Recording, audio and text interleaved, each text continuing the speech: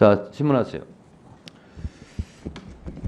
네, 지금 쭉 보면은 뭐 여당에서는 이 탄핵 청문회가 재판 관여 목적 아니라고 하는데 오히려 지금 여당이 재판 관여 목적으로 계속 질문은 안 하고 주장만 하고 계신 것 같습니다. 자, 이 사건은요, 박상용 검사가 위법 행위를 저질렀느냐가 핵심이에요. 그리고 거기에 대해서 우리 이제 증인분들이 나와 계시는데요.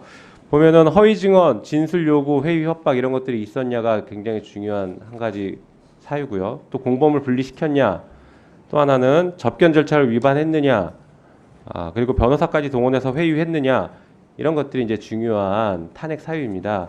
거기에 대해서 먼저 좀 질문을 하는데 질문을 드릴 건데요. 그 전에 다른 거 하나 먼저 질문 드릴게요. 지금 검찰에서는 이화영 증인께서 정치인이다, 국회의원까지 지낸 분이라서 허위 자백을 할 리가 없다. 자기들이 아무리 회유하고 압박해도 넘어갈 사람이 아니다. 이런 주장을 하고 있습니다. 여기에 대해서 짧게 답변 주십시오.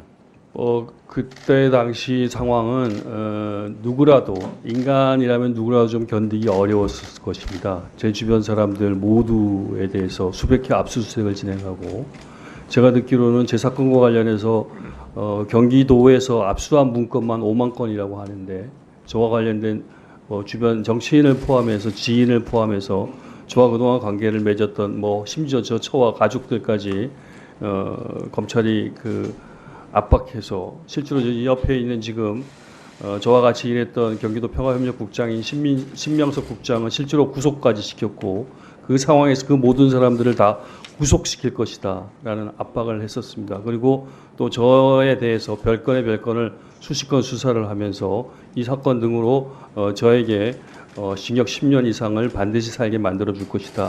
이런 식의 압박이 있었기 때문에 제가 그 부분에 대해서 조금 애매하지만 좀 검찰 측에 협력하는 제스처를 취할 수밖에 없었던 그런 상황이 있었습니다. 네. 자, 실제로 검찰은 경기도 도청에 압수수색을 위한 사무실까지 만들어 놓고 장기간 압수수색을 진행을 했어요. 그것도 알고 계세요? 그건 잘 모르겠습니다. 그건 잘 모르세요? 네. 네.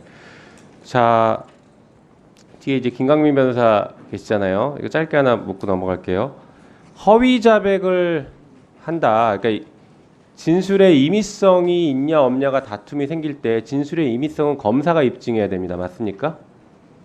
네, 맞습니다. 네.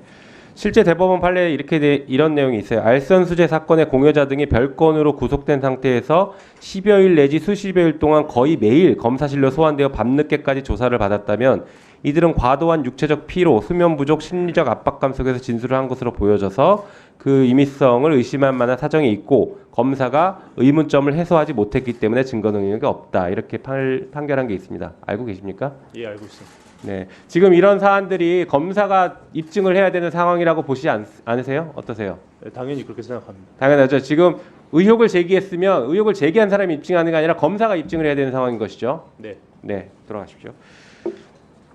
자, 이화영 증인, 제가 조금 전에 얘기했던 박상용 검사와 관련된 여러 가지 범죄 의혹들 혹은 위법 의혹들 이 중에 하나만 인정되더라도 진짜 인권 옹호 기관이라고 하는 검찰청이 문을 내려야 될 정도로 중대한 사안이라고 보는데 어떻게 보십니까?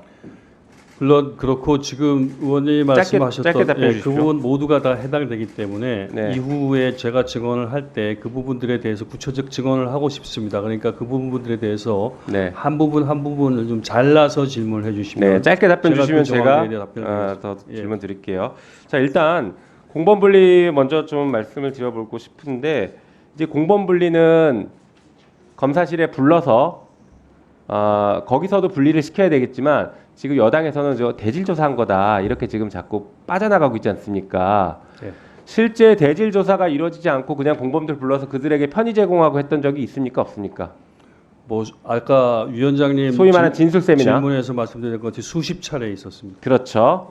네, 대질 조사가 목적이 아니라 회유하기 위해서 그들에게 편의를 제공하고 밖에 사람들을 만나게 해주고 전화도 하게 해주고 이렇게 제공했던 것들 아닙니까? 그렇습니다. 실제 그를 위해서 쌍방울 그룹의 회장이라고 하는 김성태 씨와 방영철 부회장 그리고 그 사람들을 보조하기 위해서 사건과 관련 없는 쌍방울 직원들이 검찰청에 거의 상주하였습니다. 네. 자, 보니까 우리 이화영 증인도 저희가 이제 전체 출정 기록을 받지는 못했고 일부를 받았는데 실제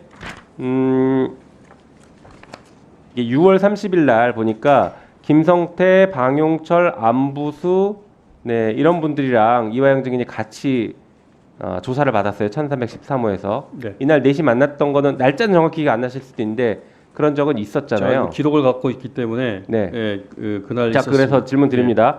이날 출정 시간은 비슷한데 돌아간 시간을 보니까 이화영 증인은 23시 17분, 김성태 23시 17분, 방용철 23시 17분 다 똑같은 시간에 돌아갔습니다.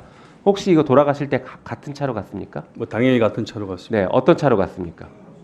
구치소 측의 호송차로 갔습니다. 호송차? 예, 그 버스가 대기하고 있었어요? 그렇습니다. 그러면 그때 같이 돌아갈 때 이 공범들 간에 분리해서 앉았습니까? 아니면 같이 앉았습니까? 뭐 작은 차기 때문에 분리라면 분리할 수도 있고 같이 가면 같이 갔다고 있었다고 평가할 수도 있을 것 네, 같습니다. 작은 차라면 어느 정도의 작은 차입니까?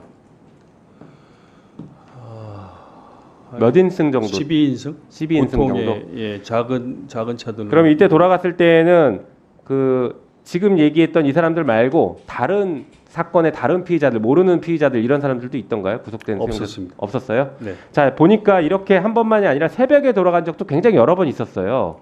네. 그럴 때에도 다 지금처럼 비슷하게 특정한 차를 가지고 작은 차를 가지고 같이 돌아간 때가 많았나요? 대개 다 그랬습니다. 아니 그렇죠. 모두가 다 그랬습니다. 이것이 바로 다 행역법 위반들입니다. 그 자, 부분에 대해서 제가 조금 더 보충해서 지금 시간이 없으니까 알겠습니다. 조금 네, 이따 말씀드리고 다른 거 하나 또 중요한 거 물어볼게요. 조재현 변호사는 어떻게 만나게 되신 겁니까? 과거부터 좀 알던 분이었습니다. 네. 그런데 요청을 하신 거예요? 아니면 박성현 검사가 만나보러 간 거예요? 처음에 변호인 선임하던 초기 구속 상태에서는 제가 요청을 드렸는데 네. 변호사 선임을 못 해준다고 보내셨고 네. 나중에 이 5월 6월 정황에서는 박상용 검사가 해줄 조재현 것이고. 변호사를 소개해서 만났습니다. 네. 김성태, 방용철 자주 있었습니다. 특히 뭐 김성태 씨는 여러 가지로 많은 그 압박을 했었습니다. 그러니까 예를 들면 자기가 뭐 그 거짓 진술을 많이 해가지고 나와 내 주변인들, 특히 이재명 대표에 대해서 결정적으로 불리한 진술을 자기가 다 해놓겠다. 이러한 것들이 준비되어져 있다. 어차피 저한테 뭐 개인적으로 부지사님 혹은 형님이라고 부르는데 부지사님이 뭐라고 하든 간에 이미 다이가 준비되어져 있으니까 어차피 이 상황에서 좀 빠져나가야 되기 위해서는 검찰의 비위를 맞춰주는 게 좋지 않겠냐는 식으로 김성태 씨가 지속적으로 박상용 검사께서 아주 여러 차례 10회 이상 김성태와 저 둘만 교도관 배석 없이 얘기할 수 있는 기회를 만들어 줬습니다. 네. 조진우 의원님 질문해 주세요.